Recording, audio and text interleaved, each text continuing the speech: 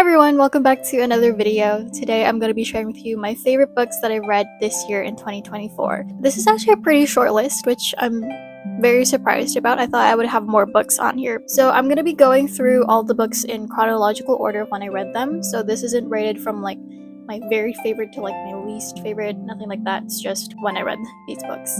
So first up is The Hobbit by J.R.R. Tolkien, and I'm also going to be including the audiobook that I listened to while reading this book. And that audiobook is read by Phil Dragash.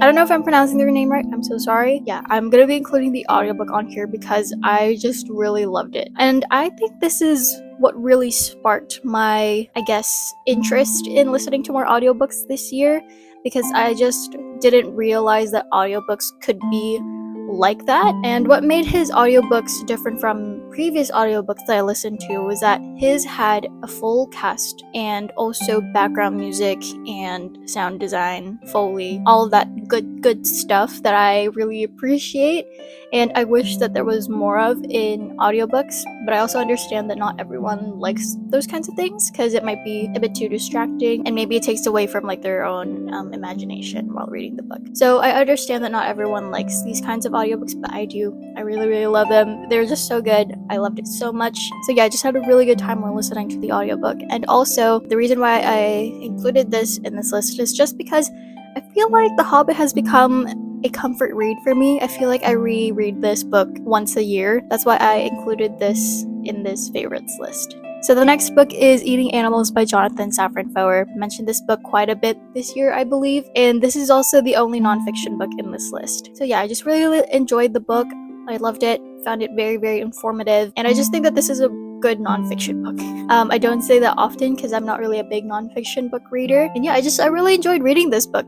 Again, it was very informative, it was very engaging, it was also very easy to read. There's not a lot of jargon in here, and it's just, easy to read, and it's also a very reflective kind of book. It made me think of like our current situation and our current world, and it just made me wonder if things are better now or if things have worsened, just things like that. Made me think a lot, and I enjoyed that.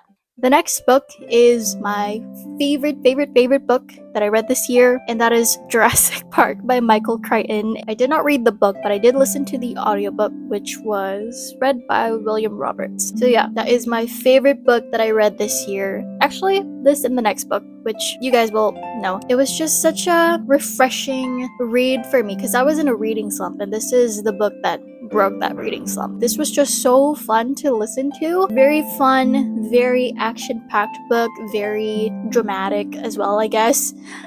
There's just like a lot of things happening, and as I mentioned in previous videos, I really like a lot of action in books because I like watching like action movies and TV shows. So this book is very exciting, and yeah, I just had such a fun time listening to this book. The only things that I did not like were the younger characters because I find them annoying. I guess that would be like the only thing that I didn't like about the book is the younger characters. But okay, the next book is The Lost World, which is the sequel to Jurassic Park, again by Michael Crichton. And again, I did not read this, but I did listen to the audiobook, which was read by George Guidall. I'm not sure how to pronounce his last name. I'm so sorry. But yeah, that is another favorite book that I read. I would say this and Jurassic Park, like these two books were my favorite books that I read this year. They were just so good. Again, very similar to Jurassic Park. It was just so exciting. Action-packed, similar to the last book, which was what I was looking for. I wanted to read something similar like it, and it did not disappoint. I loved it so much. And I also liked that there is a more sinister antagonist in the second book. Loved that. Both of these books were just amazing. I loved it.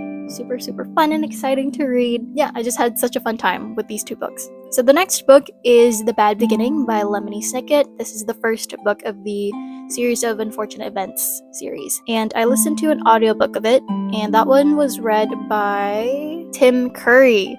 Oh my goodness. So no wonder why I love this audiobook so much. It was because it was read by Tim Curry, and I had to search him up because I did not know who he was until I saw his face, and I was like, oh, okay, no wonder why I liked him, because he also voiced a few characters, I think, in Barbie movies. I just really like him. I think he's a really good voice actor. And yeah, I loved how he read the books and also how he voiced the different characters, and it was just so good. And yeah, I loved it. I had such a fun time, and he really set the mood of this audiobook based on how he read it and also how he voiced the characters, especially for Count Olaf. I loved his depiction of Count Olaf so much. And I wonder if he also read any of the other books in the series, because I would love to listen to that. If he did, I will go look for that.